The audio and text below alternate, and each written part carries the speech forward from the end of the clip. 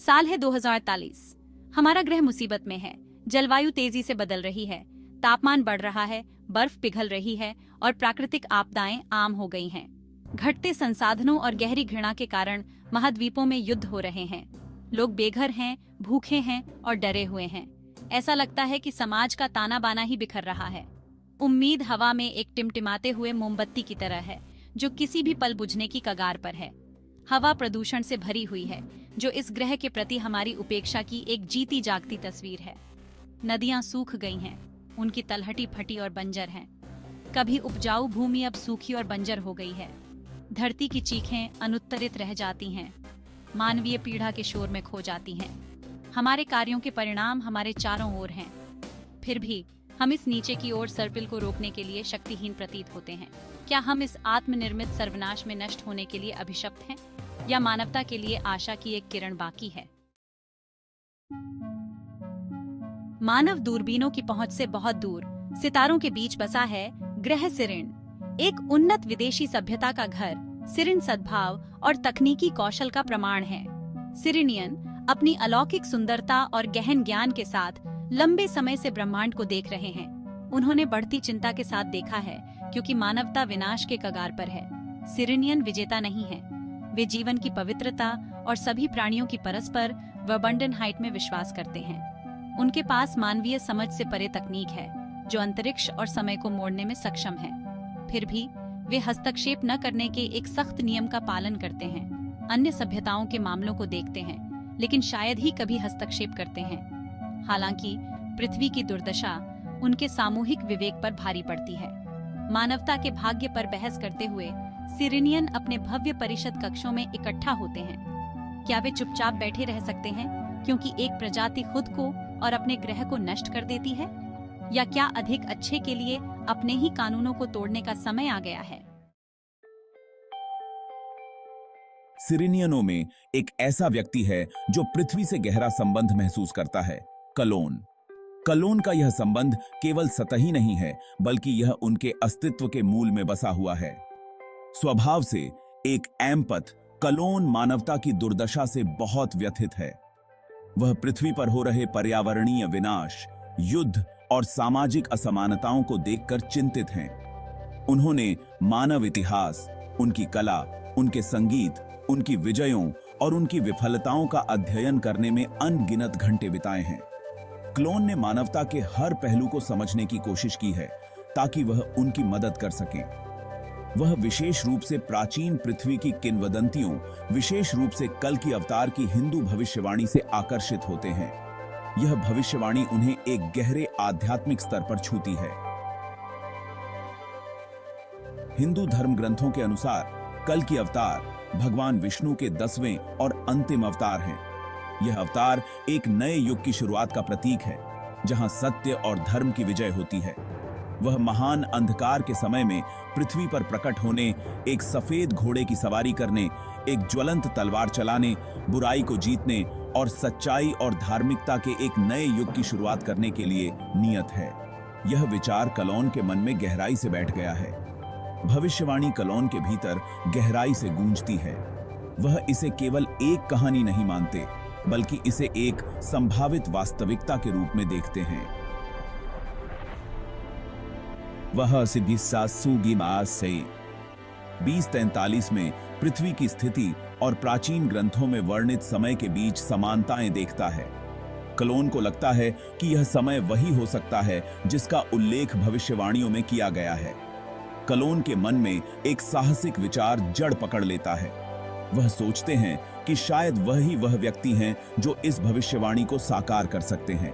उनका मानना है कि वह मानवता की मदद कर सकते हैं, प्रत्यक्ष हस्तक्षेप से नहीं, बल्कि सूक्ष्म रूप से उन्हें आत्म साक्षात्कार के मार्ग की ओर निर्देशित करके।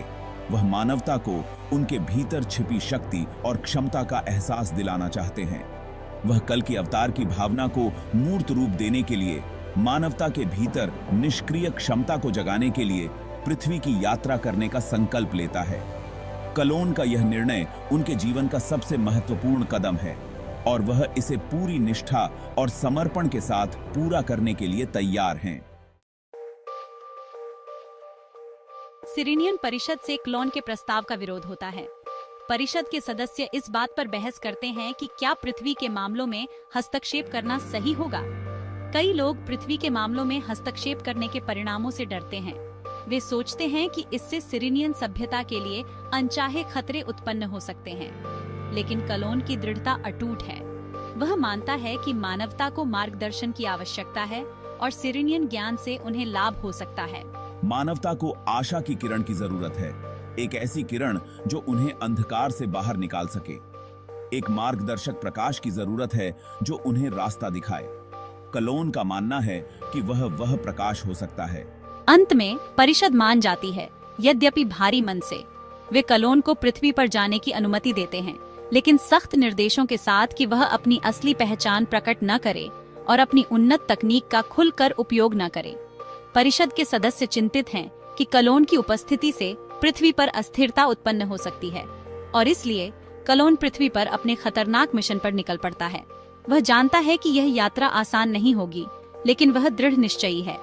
वह एक तूफानी रात में आता है जब आसमान में बिजली चमक रही होती है और बारिश की बूंदें धरती पर गिर रही होती हैं, जो सिरिनियन तकनीक के एक ऐसे आवरण में लिपटा होता है जो उसके असली रूप को छुपाता है और उसे मनुष्यों के साथ घुलने मिलने की अनुमति देता है। यह तकनीक उसे मानव जैसा दिखने और महसूस करने में मदद करती है। वह हिमालय के एक छोटे से सुदूर गांव में एकीकृत होना चुनता है, जहां वह बिना किसी संदेह के रह सके। वह हिमालय के एक छोटे से सुदूर गांव में एकीकृत होना चुनता है, जो दुनिया की अराजकता से दूर एक शांतिपूर्ण स्थान है। जो दुनिया की अराजकता से दूर एक ऐसी जगह है जहां वह मानवीय स्थिति का निरीक्षण और सीख सकता है। यहाँ की शांति उसे आत्मनिरीक्षण का अवसर देती है। एक ऐसी जगह है जहां वह मानवीय स्थिति का निरीक्षण और सीख सकता है। वह गांव के लोगों के जीवन को करीब से देखता है और उनके रीति रिवाजों को समझने की कोशिश करता है। ग्रामीण हालांकि शुरू में अजनबी से सावधान रहते हैं, लेकिन धीरे धीरे क्लोन के सौम्य व्यवहार और उनके जीवन में वास्तविक रुचि से जीत जाते हैं। क्लोन के सौम्य व्यवहार और उनके जीवन में वास्तविक रुचि से जीत जाते हैं। वह उनकी कठिनाई और लचीलापन, उनकी आशाओं और उनके डर की कहानियों को धैर्यपूर्वक सुनता है। वह उनकी कठिनाई और लचीलापन, उनके संघर्षों और उनकी दैनिक चुनौतियों को समझने की कोशिश करता है। उनकी आशाओं और उनके डर की कहानियों को धैर्यपूर्वक सुनता है। वह उनके रीति रिवाजों, उनके विश्वासों और उनके संघर्षों के बारे में सीखता है। उनके विश्वासों और उनके संघर्षों के बारे में सीखता है। वह उनके त्योहारों, उनके धार्मिक अनुष्ठानों और उनके दैनिक जीवन के छोटे छोटे पहलुओं को समझने की कोशिश करता है। वह मानव हृदय की जटिलताओं, महान प्रेम और अकल्पनीय क्रूरता दोनों के लिए उसकी क्षमता को समझना शुरू कर देता है। वह देखता है कि कैसे लोग एक दूसरे की मदद करते हैं और कैसे कभी कभी वे एक दूसरे के खिलाफ हो जाते हैं। महान प्रेम और अकल्पनीय क्रूरता दोनों के लिए उसकी क्षमता को समझना शुरू कर देता है। वह देखता है कि कैसे लोग एक दूसरे की मदद करते हैं और कैसे कभी कभी वे एक दूसरे के खिलाफ हो जाते हैं। यह अनुभव उसे मानवता की गहराई और उसकी जटिलताओं को समझने में मदद करता है। जैसे जैसे क्लोन ग्रामीणों के बीच अधिक समय बिताता है, वह उनके साथ घुल मिल जाता है, उनकी समस्याओं और चिंताओं को समझने लगता है। वह अपना ज्ञान साझा करना शुरू कर देता है, उनके जीवन को बेहतर बनाने के लिए अपने अनुभवों और शिक्षाओं को बांटता है। वह सभी प्राणियों की परस्पर वर्बंडनहाइट, करुणा, क्षमा और प्रकृति के साथ सामंजस्य में रहने के महत्व की बात करता है। वह बताता है कि कैसे ये गुण हमारे जीवन को समृद्ध और संतुलित बना सकते हैं।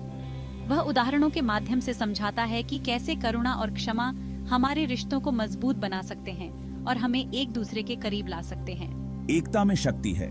जब हम एकजुट होते हैं तो हम किसी भी चुनौती का सामना कर सकते हैं। हमें अपने मतभेदों से परे देखना चाहिए और एक दूसरे की विविधताओं का सम्मान करना चाहिए।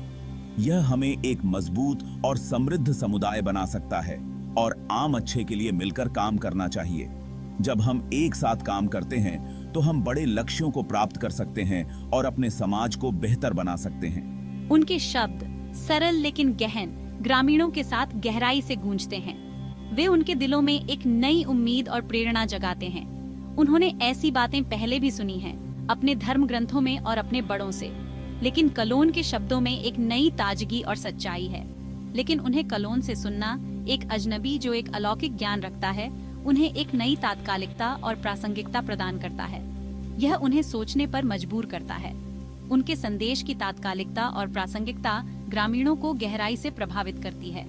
वे समझते हैं कि अब समय आ गया है कि वे अपने जीवन में बदलाव लाएं। कलोन यह दावा नहीं करते कि उनके पास सभी उत्तर हैं। वह स्वीकार करते हैं कि जीवन में कई अनिश्चितताएं हैं और हर किसी को अपने उत्तर खुद खोजने होंगे। वह ग्रामीणों को प्रश्न करने, अपने लिए सोचने और अपने ही हृदय में सत्य की तलाश करने के लिए प्रोत्साहित करता है। यह उन्हें आत्मनिर्भर और स्वतंत्र बनाता है। अपने ही हृदय में सत्य की तलाश करने के लिए प्रोत्साहित करता है। यह उन्हें आत्मनिर्भर और स्वतंत्र बनाता है। वह बताते हैं कि सच्चाई और ज्ञान हमारे भीतर ही निहित हैं। अराजकता के बीच शांति खोजें। यह शांति आपके भीतर ही है, बस आपको इसे पहचानना है। आप में से प्रत्येक के भीतर निहित अच्छाई को याद रखें। यह अच्छाई ही हमें एक बेहतर इंसान बनाती है। आप दुनिया में जो बदलाव देखना चाहते हैं वह खुद बने। यह बदलाव आपके छोटे छोटे प्रयासों से ही संभव है। वह उन्हें ध्यान और क्लीन कॉन्शियंस सिखाता है, जिससे उन्हें अराजकता के बीच शांति पाने में मदद मिलती है। यह ध्यान उन्हें अपने भीतर की शांति और संतुलन को खोजने में मदद करता है। वह उन्हें प्रत्येक व्यक्ति के भीतर निहित अच्छाई की याद दिलाता है, और यह अच्छाई ही हमें एक बेहतर समाज बनाने में मदद कर सकती है। उनसे दुनिया में जो बदलाव वे देखना चाहते हैं वह बनने का आग्रह करता है। यह बदलाव हमारे छोटे छोटे प्रयासों से ही संभव है, और यह हमें एक बेहतर भविष्य की ओर ले जा सकता है।